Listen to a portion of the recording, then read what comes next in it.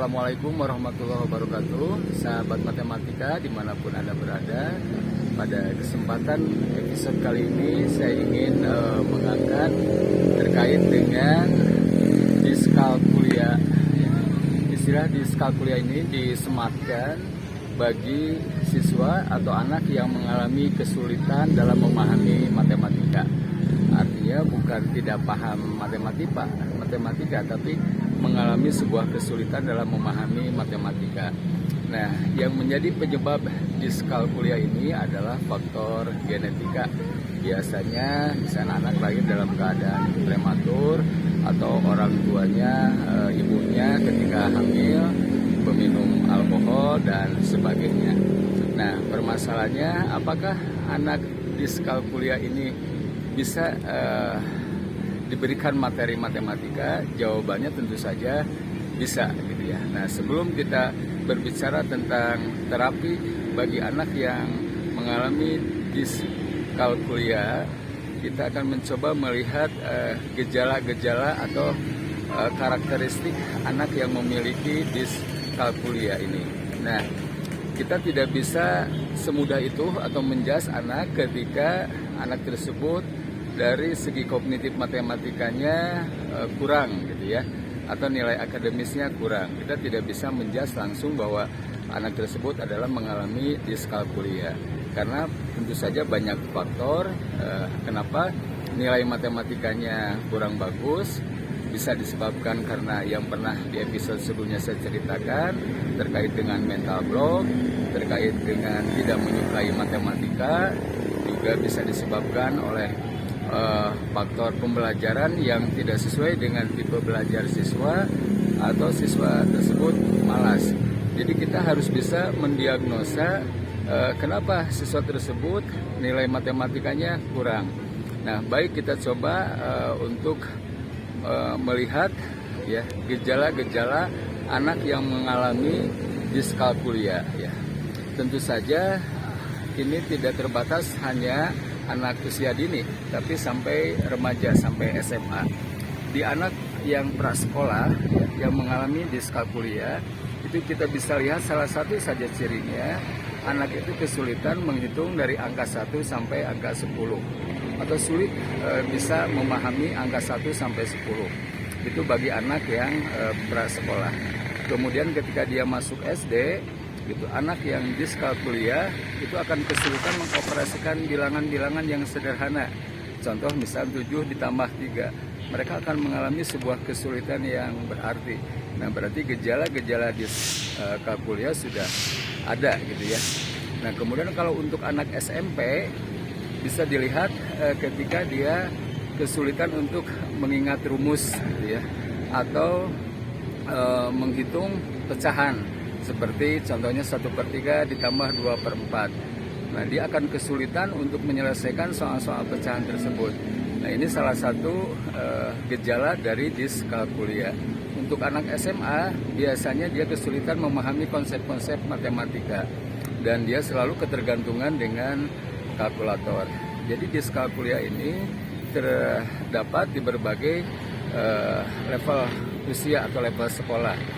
Itu sebagai ciri-ciri atau contoh-contoh anak yang mengalami diskalkulia dalam matematika. Jadi saya tekankan bahwa diskalkulia itu adalah kesulitan memahami matematika. Jadi bukan tidak bisa memahami, tapi mereka mengalami sebuah kesulitan dalam memahami matematika. Nah, ini cerita atau pengalaman saya pribadi terkait diskalkulia. Saya pernah ditelepon oleh orang tua siswa, anaknya mengalami kesulitan dalam belajar matematika. Waktu itu kelas 5 SD, dan dia sudah mencoba menghadirkan beberapa guru privat, tapi hasilnya tidak maksimal. Nah, saya coba untuk datang, kemudian saya ngobrol dengan orang tuanya, apakah anak ibu mengalami kecemasan dalam matematika.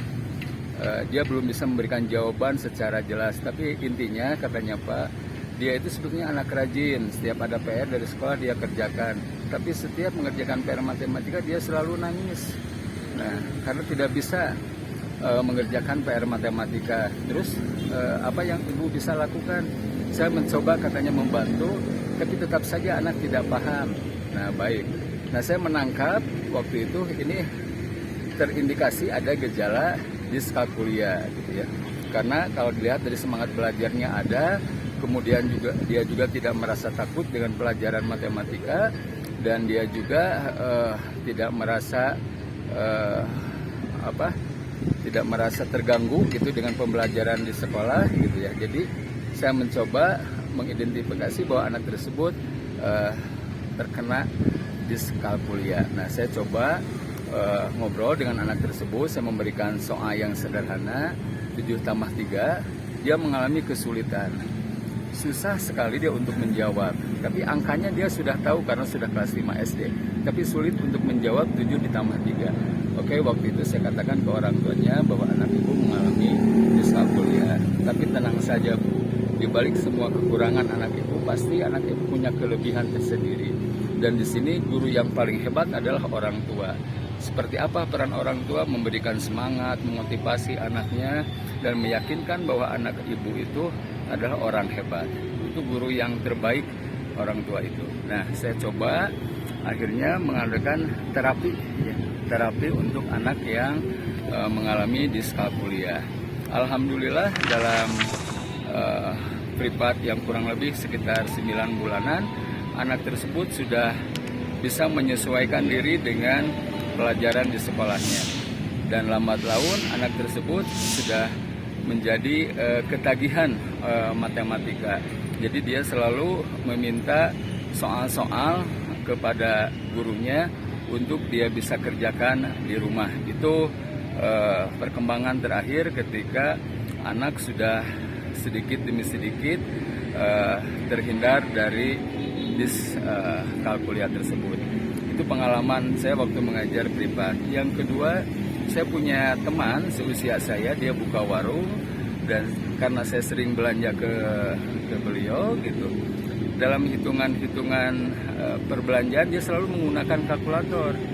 Padahal perhitungannya sangat sederhana. Saya menyerahkan uang 5.000, belanjaan saya 1.250. Berarti kembaliannya berapa kan gitu. Dia hitung pakai kalkulator. Dugaan saya gitu, oh mungkin karena dia terbiasa menggunakan kalkulator.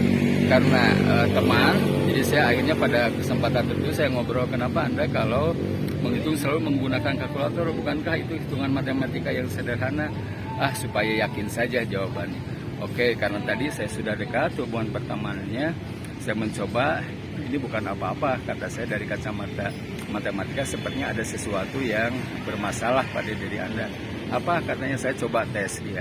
Saya ngasih uang 5.000, belanjaan saya 1.750. Jangan pakai kalkulator. Dia agak sedikit lama gitu untuk menjawabnya. Nah, saya katakan bahwa Anda mengalami diskalkulia. Kenapa gitu? Ya, itu pembawaan. Jadi ada faktor genetika. Ya, akhirnya dia dengan jujur bahwa dia sangat kesulitan kalau untuk menghitung dalam transaksi jual beli seperti itu. Padahal usianya sudah dewasa seusia saya seperti itu. Nah, kemudian dia bertanya harus seperti apa gitu. Ya dicoba sedikit demi sedikit, dilepaskan ketergantungan dengan kalkulator kalau hitungan-hitungannya sederhana, transaksi jual belinya sederhana. Saya kira Anda harus punya kemampuan, percaya diri bahwa Anda punya kemampuan. Jadi jangan ada ketergantungan dengan kalkulator. Nah, itu gambaran tentang diskalkulia gitu ya. Jadi seperti itulah kenyataannya bahwa ada sebagian orang yang mengalami kesulitan dalam memahami matematika. Baik sahabat matematika dimanapun Anda berada, pada episode berikutnya saya akan mengulas terkait dengan terapi bagi anak yang mengalami diskalkulia. Terima kasih atas segala perhatiannya. Assalamualaikum warahmatullahi wabarakatuh.